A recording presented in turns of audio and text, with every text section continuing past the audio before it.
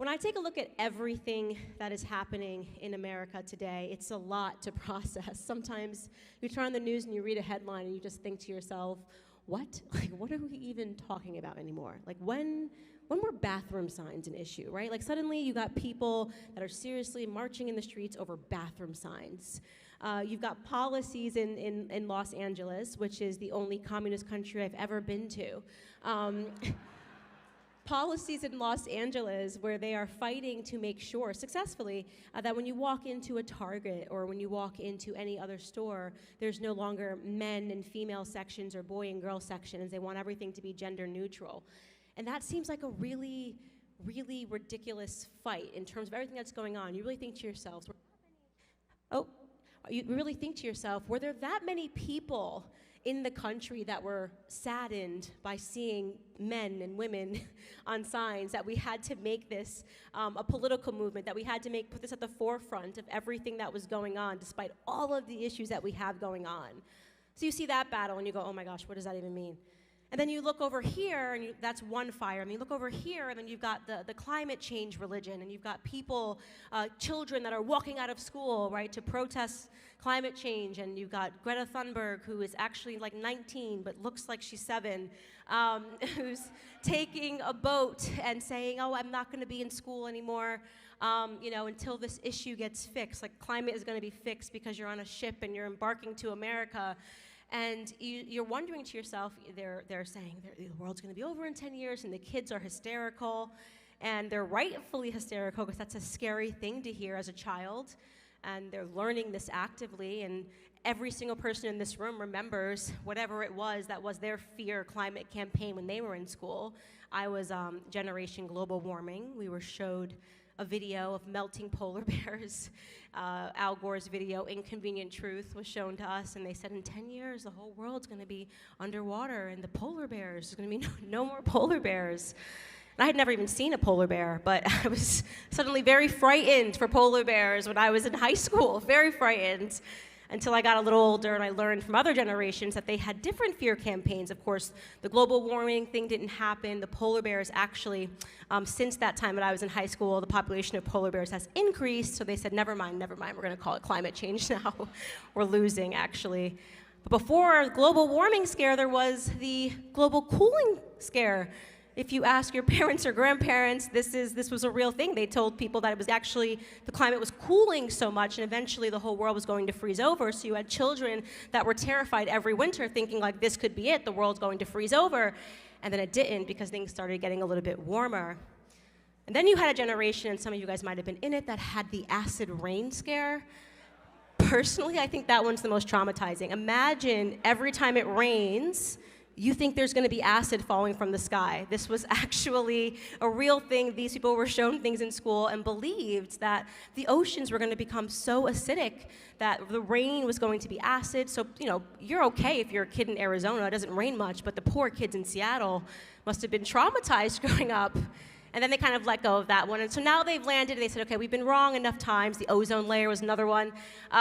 We've been wrong enough times that we're just going to go with climate change. And we now have this very dedicated group of people that seem like they're in a religion for climate change. And I look around and I think, and I'm sure all of you think, what is that about? What is that fire alarm about? We've got the trans bathrooms, we've got the climate change, we've got the race issues.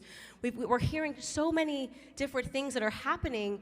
What do all of these crazy leftist pursuits, as I like to call them, what do they all have in common?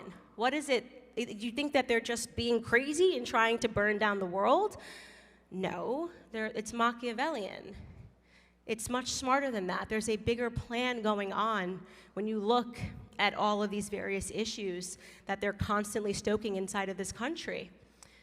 And what is at the nucleus of this is something that Black America, I always say, we were very much the lab mice for our government, right? We were the people that were tested, tried, and said, okay, this was successful. The deterioration of the Black family. Family is what is at the nucleus. And I always think when I see a government policy or a government freakout that's taking place, I say, what does this have to do with family? And then it all starts to lock into place, right? then you start to realize that the climate change lobby is currently telling children that it would be irresponsible for them to start families. In fact, they're giving out awards to people. Harry and Meghan recently received an award for agreeing to only have 2 children because the climate is a disaster and it would be irresponsible to have more children when the world's going to be over in 10 years, right? Why start a family? There's no point. And then you revisit those things like the trans agenda and the pick your gender and all of these bathroom signs, and you realize that these children that are making such crucial decisions and mutilating their own bodies will not be able to produce productive families in the past. You think about these race issues that have suddenly become so virulent, and you think about the Black Lives Matter movement, which had absolutely nothing to do with Black lives unless you include trying to end Black lives as an initiative. Then I would say Black Lives Matter has been tremendously successful. How many Black people died in the Black Lives Matter riots? How many Black neighborhoods were burned to the ground in the Black Lives Matter riots? How many Black people lost jobs because of their neighborhoods being burned down to the ground in the Black Lives Matter riots, which were sanctioned by the government?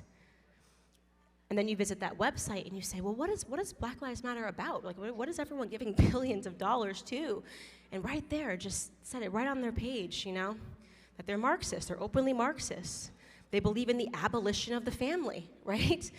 That this idea of a nuclear family unit, a mom and a dad sitting at the table and talking to their children, that's backwards and it's wrong and it's racist, right? And that's always the magic word, racist, racist, racist. That is the tool and the mechanism for which they attempt to garner power. I mean, they're calling things racist that I have never even heard called racist before. I actually read an article, and the headline was that air was racist, like oxygen was racist. I didn't bother to read the article because it was pointedly ridiculous.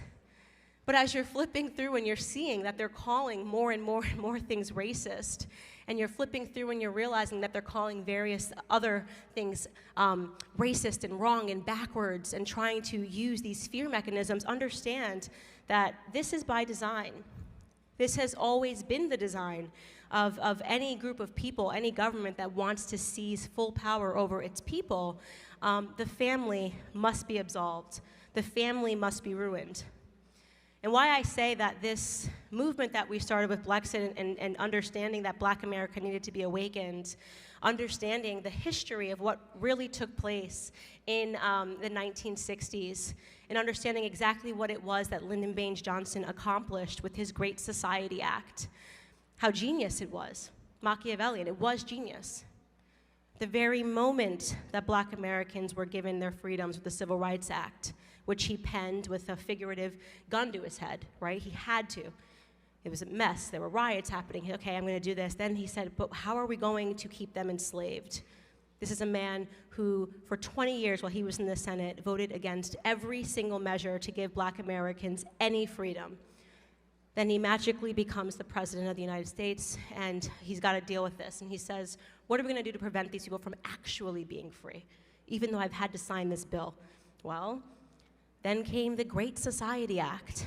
So much of what we need to learn from today. So much of what, if you really want to understand what's happening with these COVID policies and what they're looking for as they depress the middle class, as they shut down the mom and pop shops, right? As they say, oh, no, these are not essential businesses, but the corporations that we're in bed with, these are essential. We got to keep Walmart and Amazon open, but we can't keep mom and dad's coffee shop open. They've got to stay at home and save lives, right?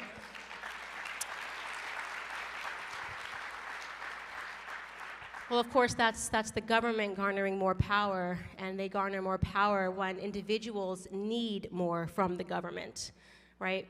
When you have people that were going to work who didn't understand what was happening, who were suddenly told to stay at home to save lives.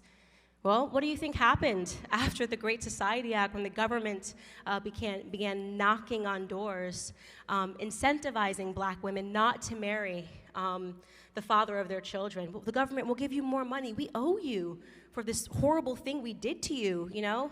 First there was slavery, then there were Jim Crow laws, and we, the government, now owe you for what we did to you, so what we're gonna do to you guys is we're gonna give you free money.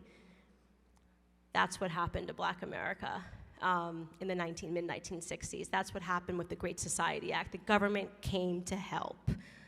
And as Ronald Reagan said, you know, if the government ever says they're here to help, you better slam your door, right? You better slam your door. Governments are never, ever, ever trying to help you.